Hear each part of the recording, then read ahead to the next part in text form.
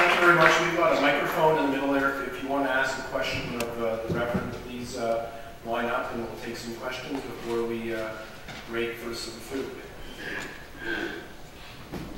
Anybody have a question? No? You don't? Okay. Yes. Reverend, you were saying that if you were Muslim, you would be standing up and saying, why, or you're asking, why do you allow them to hijack your religion? Well, first of all, do they even really understand what's happening themselves, especially in this country? But perhaps also, do they know more about the religion than we think, and they know the consequences for an apostate, if not now, later? I believe they do, and I believe even if they don't, still they have to stand against the extremes if they really disagreement with what they are doing. You see, I believe that our world today is unfair place, is unjust place, not because the people is doing evil, but because the people who remain silent about it. And that's what exactly they are doing right now. They are remaining silent about it, which will make them partner in the crime. That's just my belief. I think it was Reverend Russell said that he who observes the sign, crime in silence commits it. Here you go. There you go. Thank you so much. Thank you. And next. Hi, Majed. Hi, sir. I was wondering about your statement. You said, I didn't understand whether you meant that the United States actually owned half of China or whether they had significant economic influence to be able to push this decision in a way that we probably don't want it to go. Okay. No, what I said that China owned half the United States. What I mean by that half the debt of the United States is actually owned by the China Communist regime. Yes, okay. Yes, that's what I meant. Okay, and that plays a factor in these deals. Absolutely. Absolutely. Thank you very much. Thank you. God bless you. Thank you. I was interested in your comment about the Arab Spring and in the West, how social media was the great liberator and nobody could stand against it. Whereas I was working on a social media project and thought it was a double-edged sword. Are things coming to a head a bit in the Middle East with the regards to the other oppressed religions? Do you see that there may be a possibility that a lot of them may turn to secret societies or secret religions? Kind of thinking a bit like early Christianity during the Roman times with the fish symbol, and maybe in France, I was surprised to hear there's a secret society of mathematicians in France. I had no idea why somebody would want that, but apparently in France, they're just naturally over history secret societies because to express your opinion was dangerous. So is there any sort of movement like that in the Middle East towards secret religions? We call it underground churches. That's the name of it. Underground churches. We don't call it secret society, right? We do call it underground churches, and it's all over the Middle East, way even before the Arab Spring starts. So even now, this will increase. I believe this will increase. So you think it's increasing now? Oh yeah, absolutely, absolutely, yes. Towards the end of your talk, you mentioned that they want to get rid of Vision TV. I'm wondering who they is and why they want to get rid of Vision TV. Is there money involved? There is a government committee. Sorry, I'm not. I have a legal department that helped me with this stuff. I don't recall the information, and I didn't have any talk ready.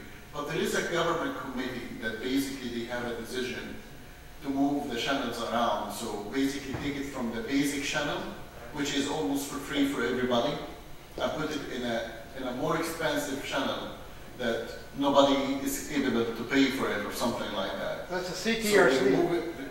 CTRC. Maybe, yeah, okay. So basically, instead of 10 million people was watching it for free, now only 2 million people will watch it, and they would have to pay a high price for it. So the decision might be because of the cost and cost reasons, but you're saying that the cost shouldn't be the issue. It should be the fact that there's this channel to offer freedom of religion. For free to everybody, exactly. And the fear that this will be just the next step, what will happen after that, maybe that will lead to completely taking it off air. That's the fear that I'm having right now. Yeah. Please. Yes, what I find distressing is presently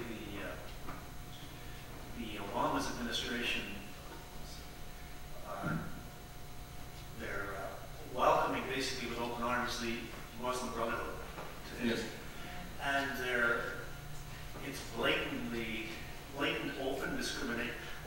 hostility towards Israel. A shining example is the appointment of the new Secretary of Defense, Chuck Hagel. Yes. And what alarms me is there's so many persecutions of the Christians in the Middle East and in areas such as Nigeria and other areas. Do you think the U.S., which played such a vital role in the policing of the world, will they turn a blind eye to a lot of this in order to appease their so-called new friendship with these, I call them, rogue regimes? But definitely, I will share with you a story. I was in D.C. not that long time ago, in the end of last year, and I testified in front of the Human Rights Subcommittee of the American Congress. And I testified twice, and I had 5 Canadian MPs with me. Actually, 4 Canadian MP and 1 Canadian senator. And we all went in a delegation basically to try to affect the American policies. And I got every congressman, Democrat or Republican, to sign that they don't want to send the American aid that they send to Egypt, since Camp signing on Camp David, which is $1.9 billion every year, to Egypt, to stop it this year. You know, I got almost every congressman to sign, Republican or Democrat. And they signed that they don't ask from the president not to send 1.9 military aid to Egypt, so that the arm not in the Muslim Brotherhood hands. You know what's happened? Hillary Clinton and Obama override it. And they sent it, and after all of this lobbying, after all of this advocating, I went back 100 times, Obama just override it, just signature. Now, and this is a surprising from Mr. Obama. Listen, I cannot judge Obama as a domestic leader. I'm not an American, I don't live there. I don't understand what's the problem with Obama, health care, I don't understand what was Obama, gun control, and so on and so forth. Seriously, Americans have to have some gun control. Like, seriously, I'm with him about that. Anyway, like the guys there going as a cowboys, but anyway. That's not the issue though. I cannot judge the man as a domestic leader. I don't live in the state. I don't live in the state. This is the domestic issues. But as a foreign affairs leader, this man did not do anything but one disaster after another. One disaster after another. With Israel, that's one thing, with taking the side of Muslim Brotherhood, even with opening channel of communication with Iran, opening channels of communications with Iran. And that, you know what's really the sad thing? All of these people that he's defending right now, they will be the first people that will attack the United States when the time comes. They will be the first people that will attack the United States. Well, you remember the time that didn't even take a long time. You remember this movie?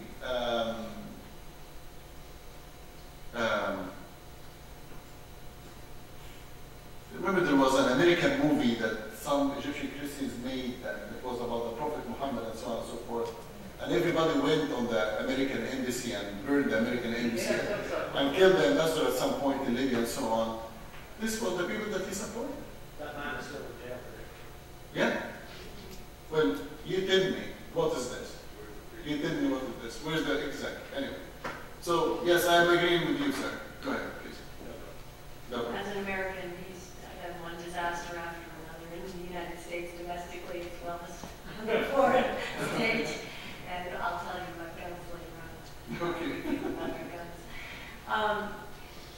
The question I have is about some of the church leaders in the Middle East who, if they issue a statement about things, they will talk in general terms about persecution and violence and terrorism causing problems, but then they will be very specific about Israel's security wall and the problems that poses for Christians and so on. And it makes me wonder whether there is a fear